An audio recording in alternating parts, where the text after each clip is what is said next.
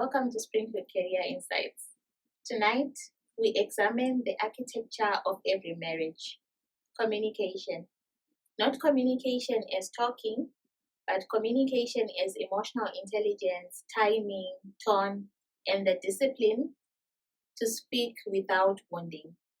We ask a difficult but necessary question. If communication collapses, does the marriage collapse with it? And can a home truly thrive when words become weapons, silence becomes punishment, and misunderstanding becomes the daily language of the couple?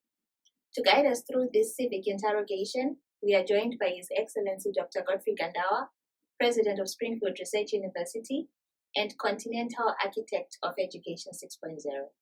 His work positions communication not as a soft skill, but as the structural foundation of marital peace. Welcome, President. It is a privilege to have you. Thank you, Doctor. Communication is not an accessory to marriage. It is the marriage.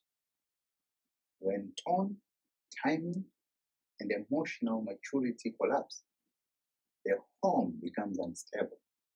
When they are restored, the home becomes whole.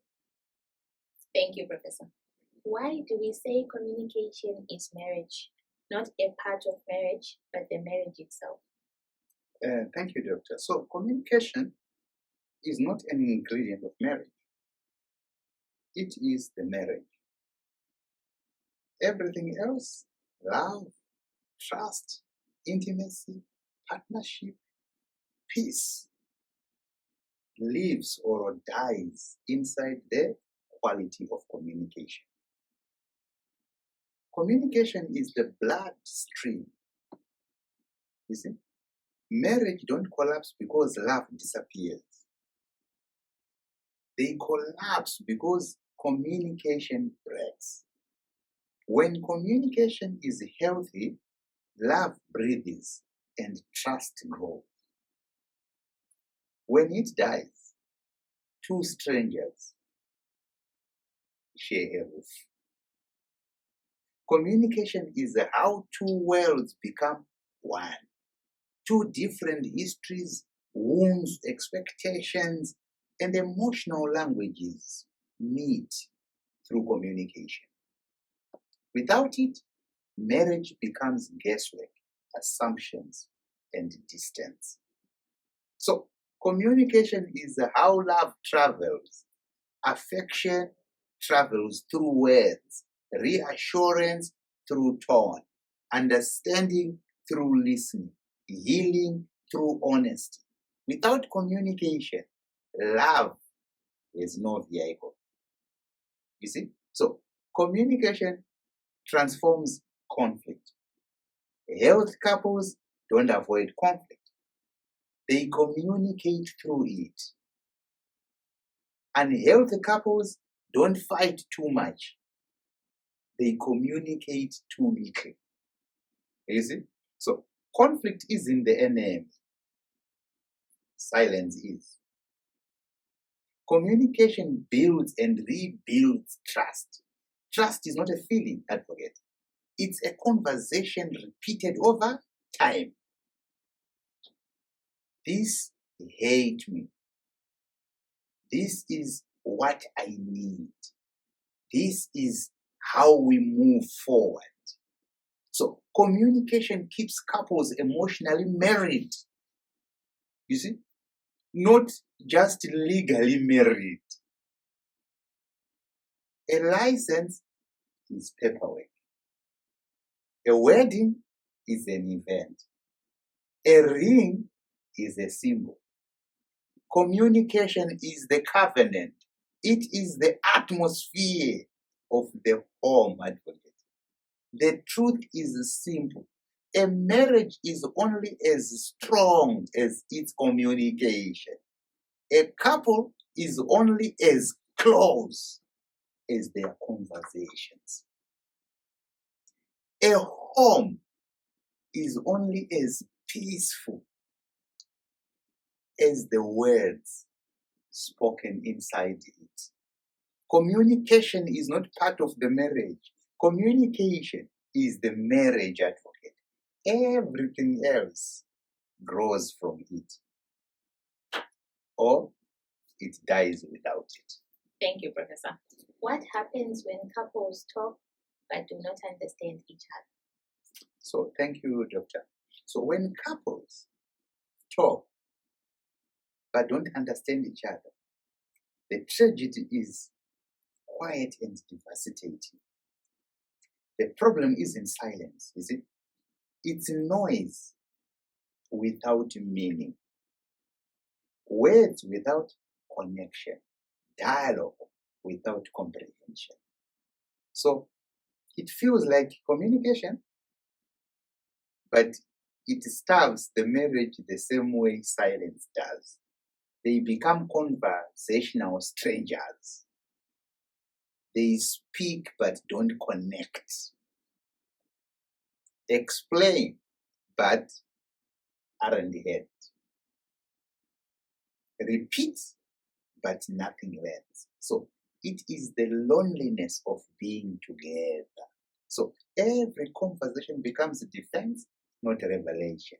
Correction, clarification, justification, counter argument sometimes. No one listens to understand. Everyone listens to respond. You can see that they want to respond before you even finish talking. They are responding. So the marriage becomes a courtroom. They talk at each other, not to each other. You see? Words turn into weapons. Tone becomes armor. Silence becomes punishment. The bridge becomes the battlefield. So they start hearing wounds instead of what? Of words. So a sentence feels like an attack. A question feels like suspicion. A concern feels like criticism. So without understanding everything, is filtered through fear. So emotional safety disappears. You cannot be vulnerable where you are misunderstood. You see? You cannot be honest where you are punished for truth. So they shrink, they hide, they speak less, not from emptiness, but from exhaustion, the tired. They begin living parallel lives. Two people under one roof, each carrying unspoken frustrations, each withdrawing into private worlds.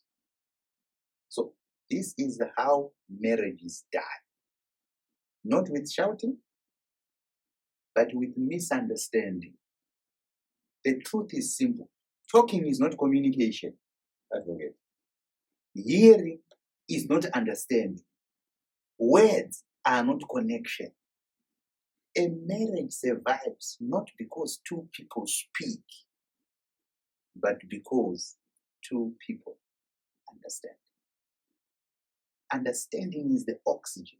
Without it, the marriage suffocates slowly. Thank you, Professor. How does tone, not words, determine whether a message heals or wounds? Thank you, Doctor. So, tone is the emotional temperature of a message. It is the climate where words live. The difference between medicine and poison. So, comfort and injury, connection and collapse. So, words carry meaning, tone carries impact. And in marriage, tone is louder than language. So, the heart hears tone before it hears the words. So, before the sentence, it feels the softness or sharpness, the warmth or coldness, the calm or aggression. So tone is the doorway. If the doorway is hostile, the message cannot enter. You get it? So tone reveals intention. You can say the right words with the wrong tone and still wound. You can say the wrong words with the right tone and still comfort. So tone says, I'm with you. or I'm against you. I'm trying to understand, or I'm preparing to attack. So tone determines safety. So a soft tone opens the heart. A harsh tone closes it. A gentle tone invites conversation. A sharp tone triggers defense. So tone tells your partner, you can relax here, or you must protect yourself here. Okay, so tone shapes meaning. Where were you can be a question. You see? A concern, an accusation, a warning, or a threat, depending on what? On tone. So, tone decides the direction of the conversation. Soft tone lowers defenses. Harsh tone raises shields. So, respectful tone invites honesty. Disrespectful tone invites silence. So, tone determines whether the moment becomes healing, harmful, or hopeless advocate. So, tone is the emotional mirror. It reveals whether you are calm or chaotic, listening or reacting, loving or punishing, building or breaking. So, words are the body of communication, and tone is the soul. Words say what you think, but tone shows how you feel. You see? So, and the heart responds to tone long before it processes language. So, tone is the difference between correction and criticism, guidance and control, honesty and hostility, conversation and conflict, love and injury. So, tone is not part of communication. Doctor, tone is communication. Thank you, Professor. Let's take a break and listen to a song called Peace Among My Enemies.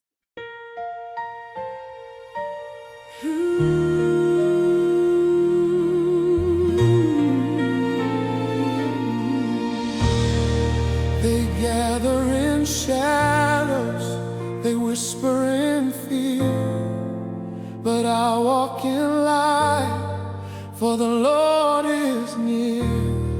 Their weapons may rise, their curses may fall, but I stand untouched, for He shields it all. Peace among my enemies, calm within the storm. I dine in the presence of those who wish me harm. No fear shall enter, no threat shall remain. The Lord is my fortress,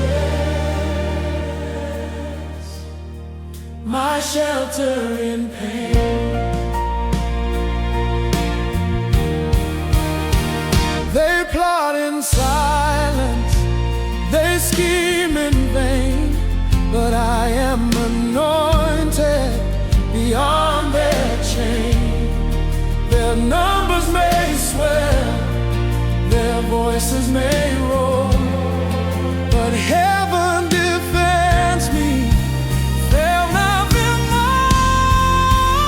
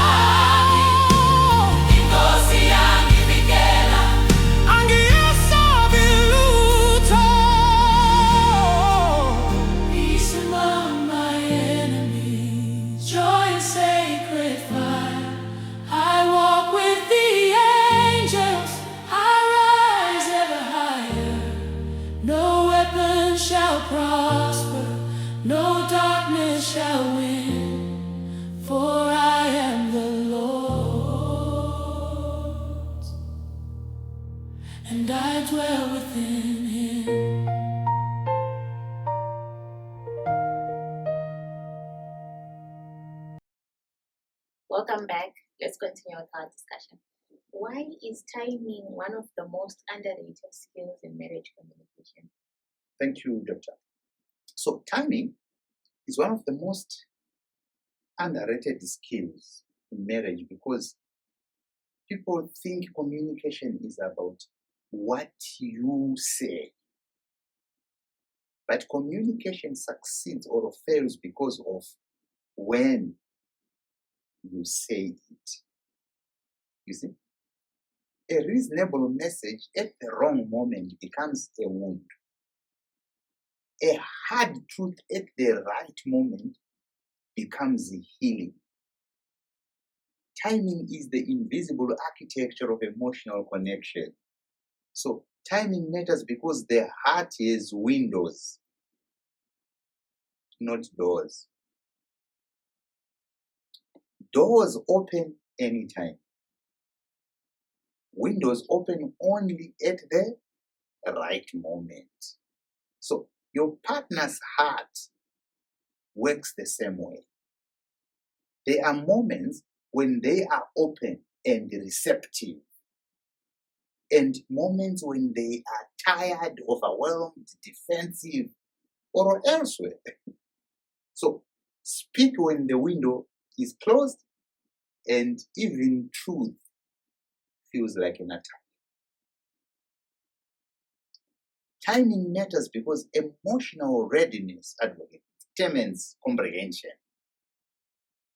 You see, a person cannot hear you when they are stressed, angry, exhausted, distracted, or flooded.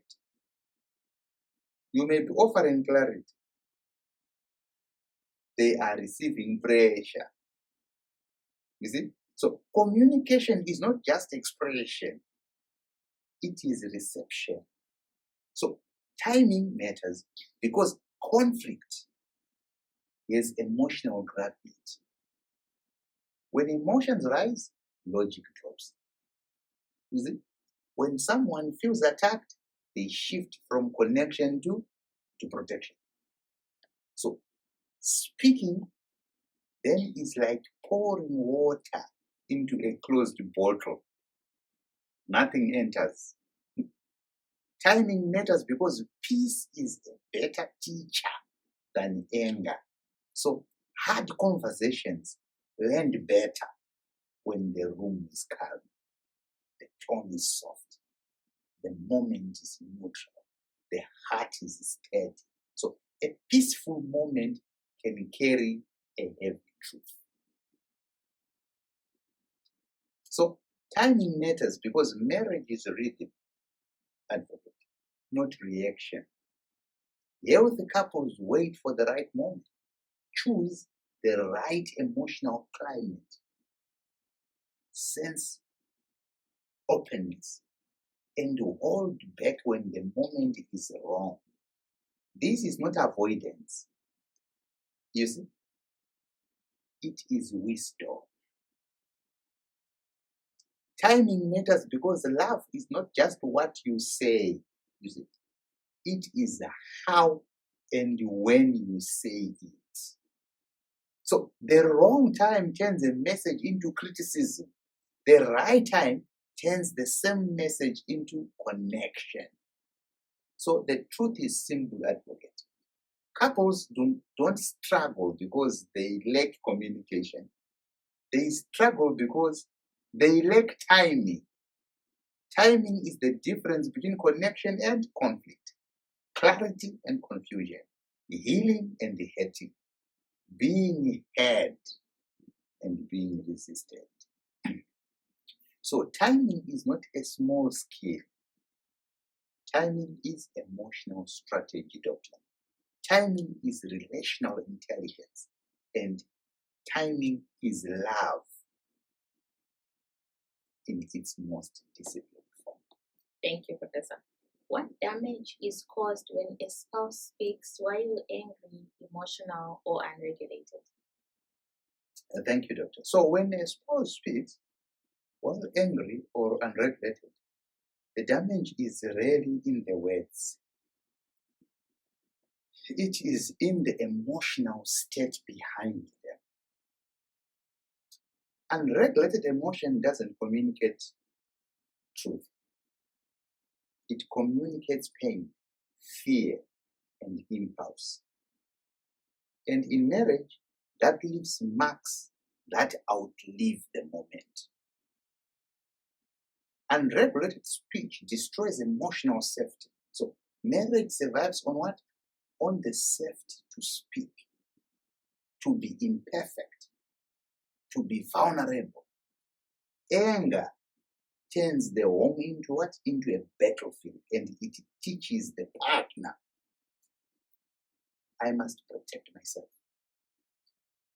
I cannot be honest here. My feelings are not safe. When safety collapses, intimacy collapses with it. You see? Unregulated speech turns temporary emotions into permanent injuries, doctor. Anger is temporary, but words are permanent. The rage fades, but the sentences echo. You always, you never, I am tired of you. You are the problem. These become emotional scars. You see? So, angry communication shifts the marriage from partnership to what? To opposition. In that state, the goal is no longer to solve. It is now to win. Conversations become defensive, accusatory, competitive, destructive. Two teammates become opponents. Unregulated speech destroys trust in emotional stability. So a spouse begins to think, I don't know which version of you I will get. I must walk on eggshells. I can't predict your reaction. So unpredictability now erodes trust faster than almost anything. So anger-driven communication teaches the partner to shut down. They speak less, share less, avoid conflict, hide their truth. So silence becomes what? Survival. And silence is the slow death of a marriage. So unregulated speech replaces connection with fear. So fear of the next explosion, fear of the next insult, fear of the next emotional ambush. Where fear grows, love retreats. So the truth is simple, advocate. Speaking while angry expresses the wound, not the what, the truth. Speaking while emotional multiplies the problem. Speaking while unregulated breaks the foundation of the marriage. A regulated spouse protects the home. An unregulated spouse shakes it. Emotional discipline is not optional. It is the difference between a home that heals and a home that hurts. Thank you, Professor. Why do many couples listen to defend, not to understand? And what does that do to the home? Thank you, Doctor. So, couples listen to defend, not to understand, because defense is instinct. Understanding is discipline. Defense is automatic. Understanding is intentional. So defense protects the ego. Understanding protects the marriage. So couples defend because they feel threatened, not heard. When someone feels criticized, misunderstood, blamed, or unsafe, their brain shifts from connection to protection. They stop listening for meaning and start listening for danger. So the goal becomes survival, not understanding. They defend because they are preparing a response, not receiving one. This is how I feel gets head as. This is why you are wrong. You see? So they build counter arguments, explanations, justifications, comebacks. The conversation becomes a debate, not a dialogue. They defend because they fear blame.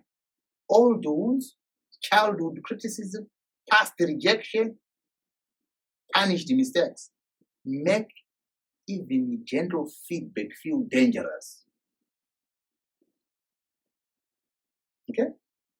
They defend not because they are guilty, but because they are afraid. They defend because they want to win, not to resolve. So when ego enters, the marriage leaves. I must be right replaces we must understand. In marriage, when one wins, the relationship loses. Sorry, Professor. What does this do to the home? Advocate, it turns the home into a courtroom, in short. So every conversation becomes evidence, defense, accusation, verdict. No softness, no curiosity, no safety. Secondly, it kills vulnerability. So why people open up if I will be attacked? So they shut down. Silence becomes the slow death of intimacy. Thirdly, it creates emotional distance. Walls replace bridges. Partners feel like opponents, not teammates. It replaces connection with resentment. So constant defense breeds quiet bitterness, emotional rust that speaks or spreads. Then it makes conflict endless. No one feels understood. No one feels validated. So the same argument repeats for years. The truth advocate. Couples listen to defend because they are protecting themselves. But in doing so, they stop protecting the marriage. You see, a home cannot survive on defense. A home survives on understanding. Understanding is not agreement. Yeah? Understanding is not surrender. Understanding is not weakness. Understanding is love in its most intelligent form. Thank you, Professor. How do assumptions become the root of unnecessary conflict in marriages? Thank you, Advocate. So assumptions are silent killers of marriage because they replace truth with imagination. And imagination is almost always harsher than reality. You see? So assumptions create conflict out of thin air. When a spouse assumes instead of asking, they react to a story, not to their partner. Once the mind creates a story, the heart responds as if it's true. Assumptions turn partners into enemies. Let me understand becomes, let me defend myself. So suspicion replaces partnership. The home shifts from trust to tension. Assumptions punish the innocent. So most conflict comes from misinterpretation, not wrongdoing. A delayed reply becomes disrespect. A tired tone becomes rejection. A forgotten task becomes lack of love. The partner is innocent. The assumption is guilty.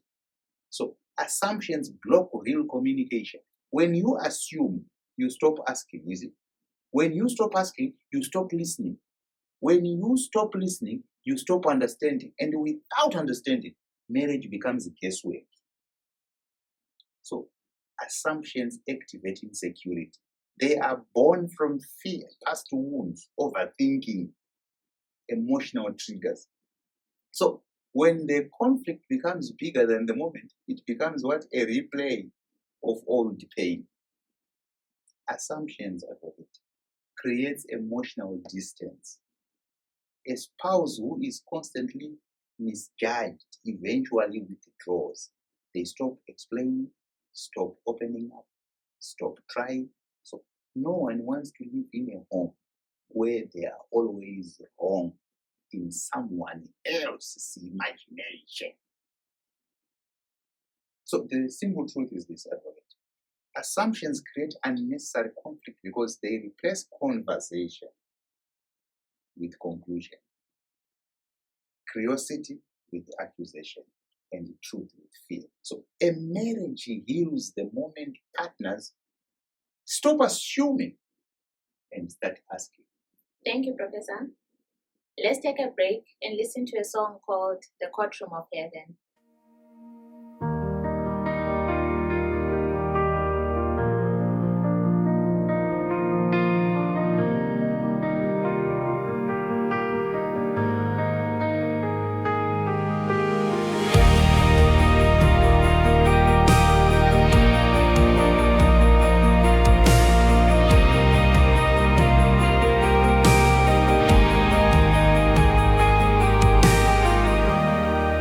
In the courtroom of heaven, truth stands tall. No sabotage, no shadow shall stall. The judge is righteous, the verdict pure. My case is sealed, my hope is sure. In the courtroom of heaven, grace prevails, where mercy speaks and justice sails. No accusation can remain. The blood has spoken. I'm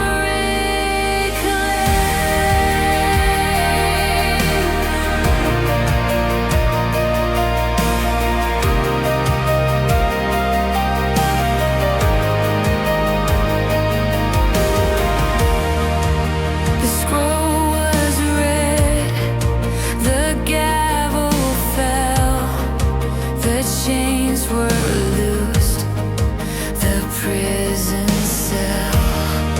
Now I stand free, no longer bound. In heaven's court, I'm glory crowned. In the courtroom of heaven, grace prevails, where mercy speaks and justice sails. No accusation can remain. The blood has spoken. I'm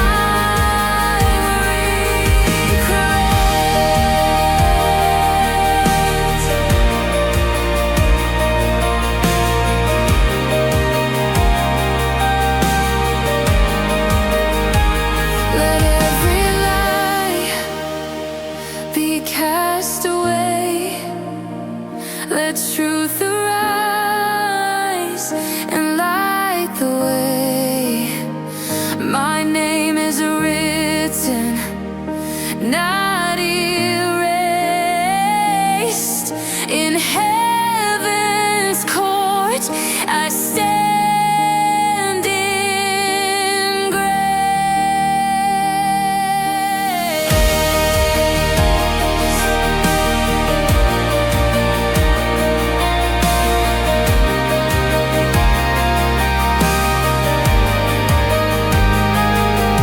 In the courtroom of heaven,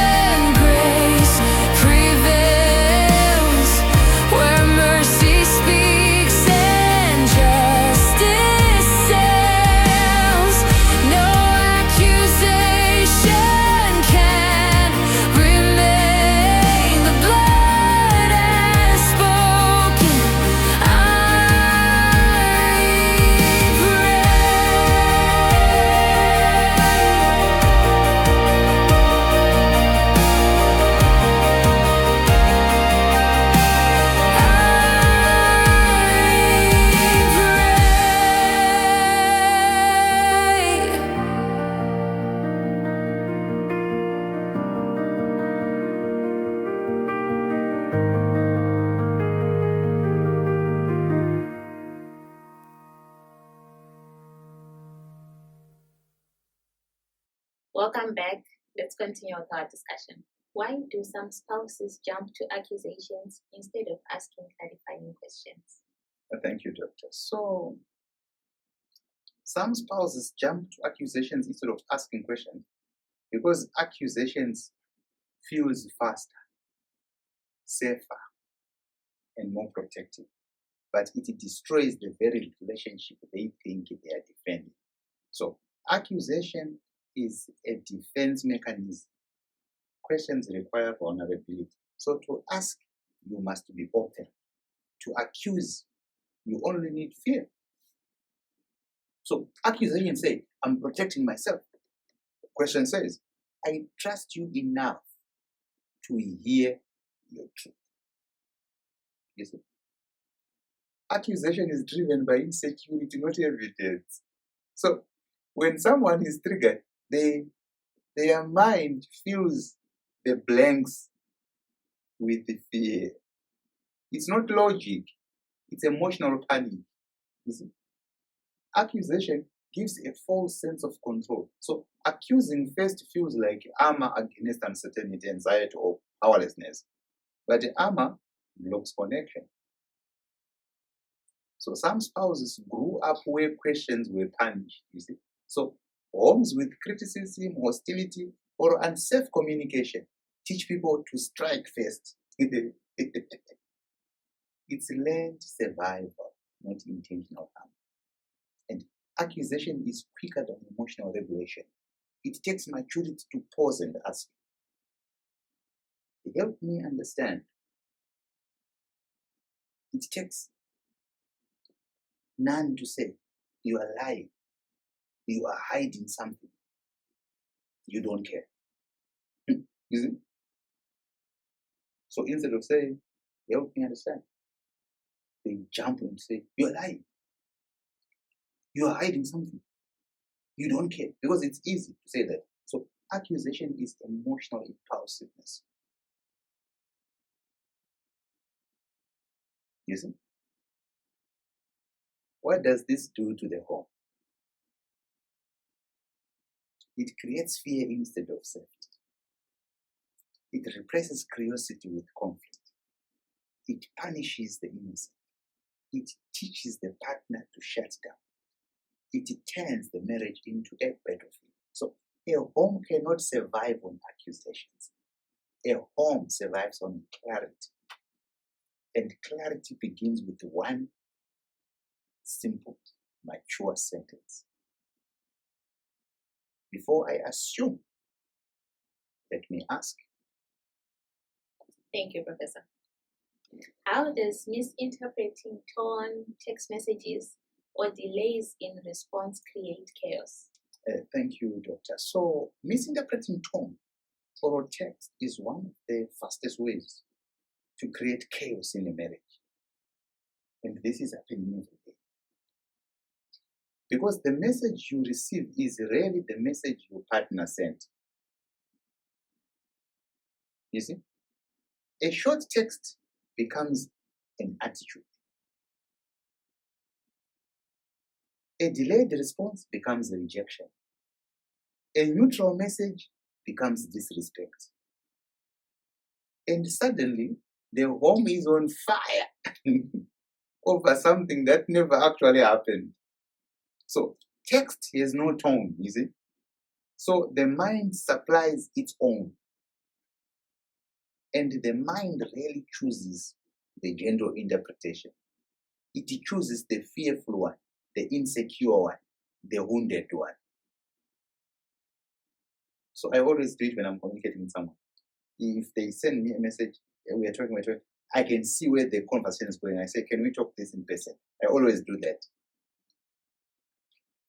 I will be seeing that what I am saying is not what they are decoding.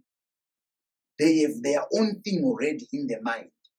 So, a simple okay, you just say okay, becomes you are angry. Just say okay. A delayed response becomes you are ignoring me. A busy moment becomes you don't care.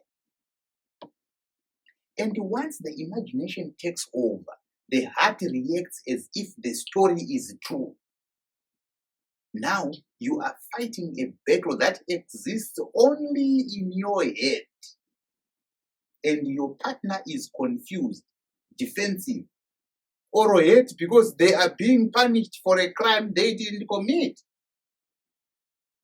That's how chaos enters the home. Not through what was said, but through what was assumed. So, when couples slow down long enough to ask, hey, what did you mean by that? You see? Or, are you okay? I wasn't sure how to read that message. The storm dissolves instantly. Do you get where I'm getting to? Most marital chaos isn't caused by communication. It is caused by misinterpretation. Thank you, Professor. How has WhatsApp culture, blue ticks, last seen delay, replies, create new forms of marital conflict? Thank you, Doctor. So WhatsApp has created a brand new category, you see, of marital conflict. Conflict that doesn't come from behavior, but from digital interpretation. So blue ticks have become emotional triggers. Last seen has become evidence. Delayed replies have become betrayal. And none of it is real, actually. It's all projection. A spouse sees blue ticks and thinks, you saw my message and you chose not to respond. But maybe the phone was in their hand while they were busy. Or the message opened accidentally. Or they planned to reply properly later. Okay? Last scene becomes a story. You were online, but not talking to me. Many people do this. So they think your being online must be only talking to them. Your whole life revolves around them. You don't talk to anyone else. You don't talk to your father. You don't talk to your brother. Because you were online. But you're not talking to me.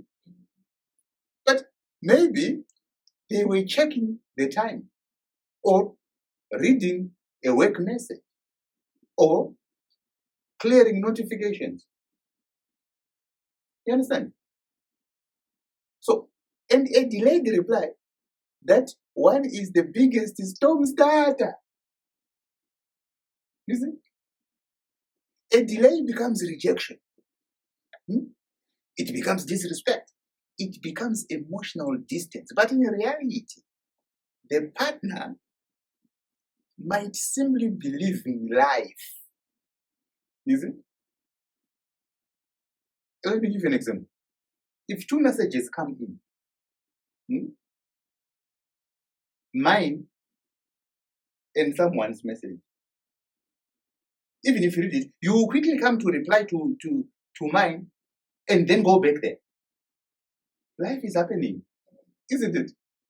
WhatsApp has created a world where silence is suspicious, where timing is emotional, and where technology becomes the third person in the marriage.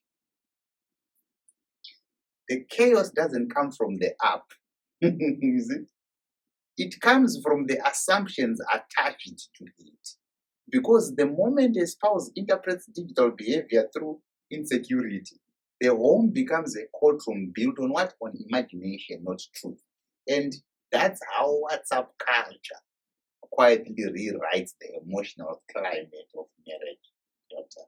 Wow, this is amazing. Let's take a commercial break and stay tuned. At Springfield Research University, we don't teach to pass exams, we encode futures.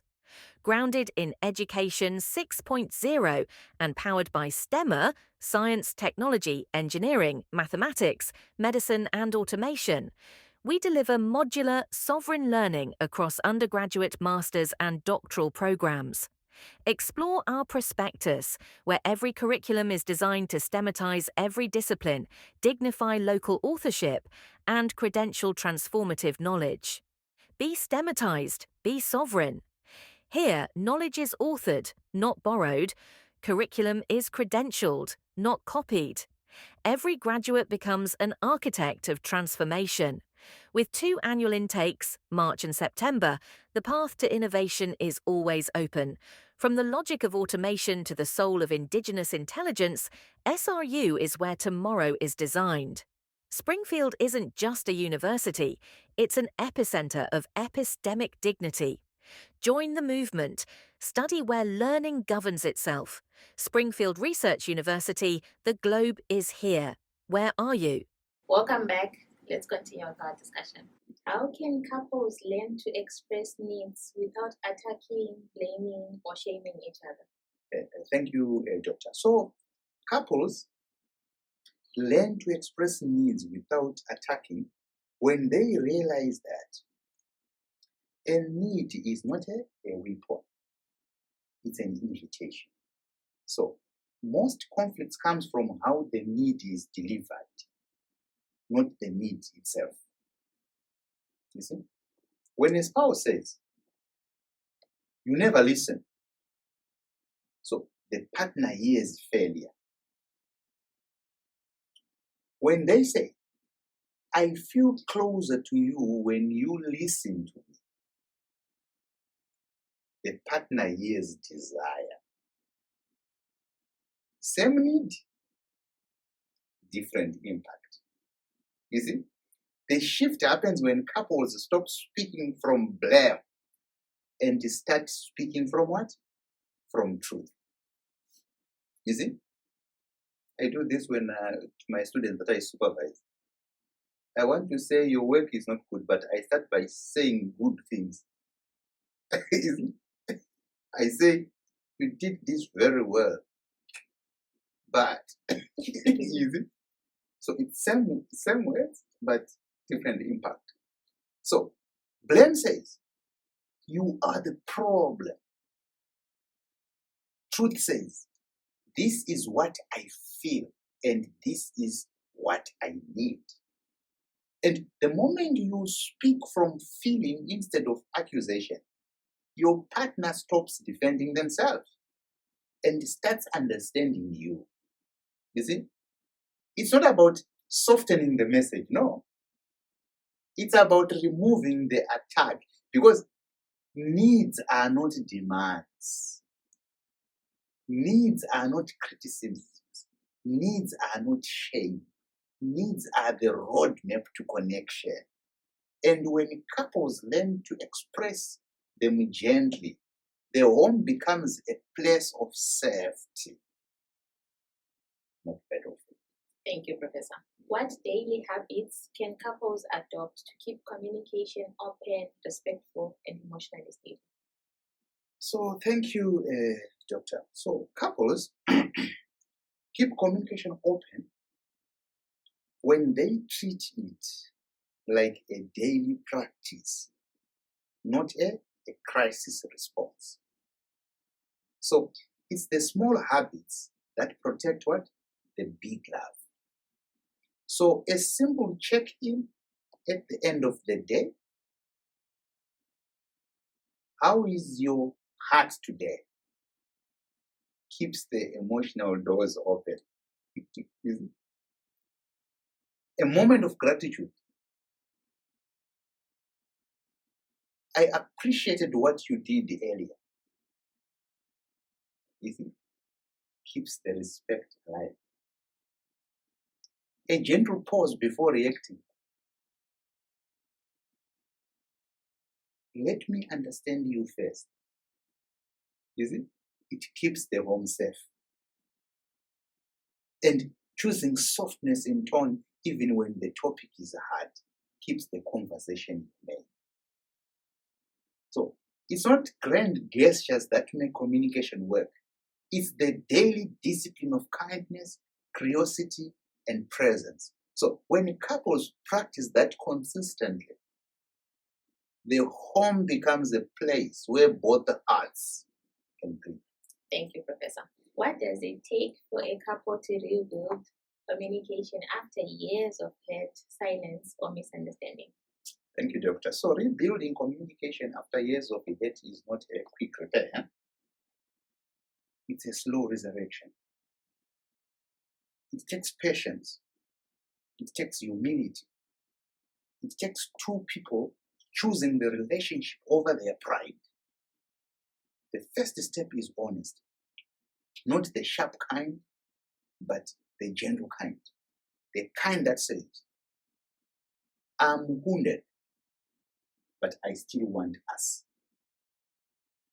Because healing doesn't begin with what? With perfection. You understand? It begins with willingness. Then comes safety. You cannot rebuild communication in a home where every word is a risk. So the couple has to relearn softness, tone, timing, presence. They have to create a space where truth can breathe again. And then comes consistency.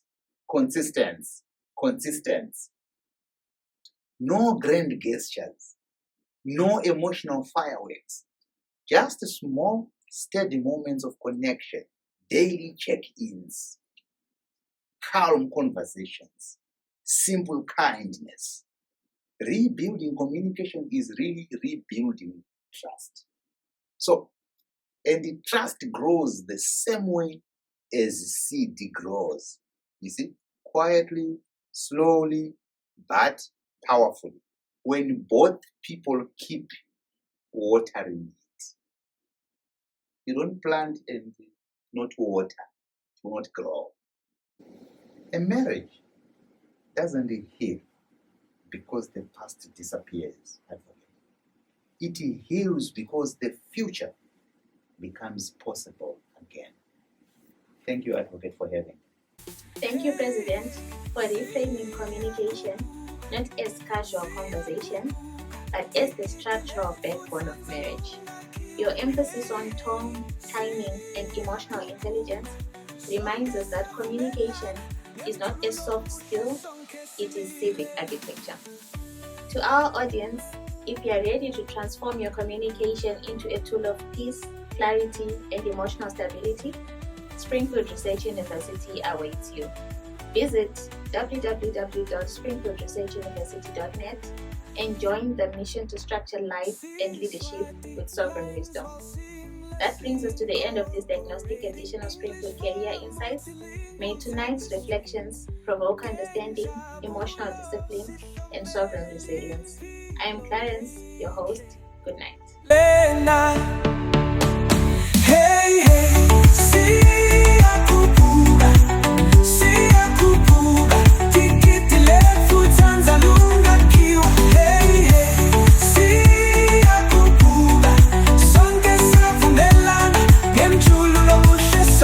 similela hey hey siyakhuphuka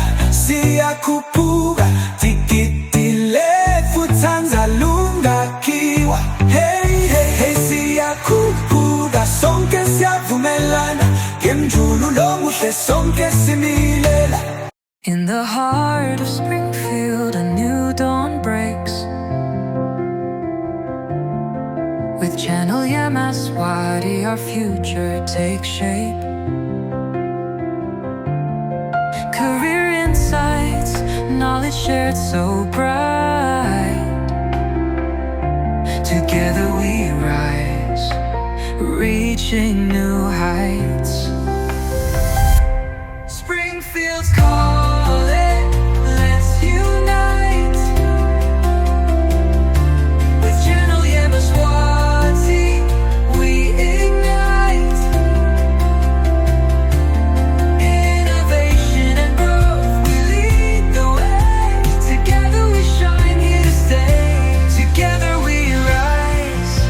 Together we shine.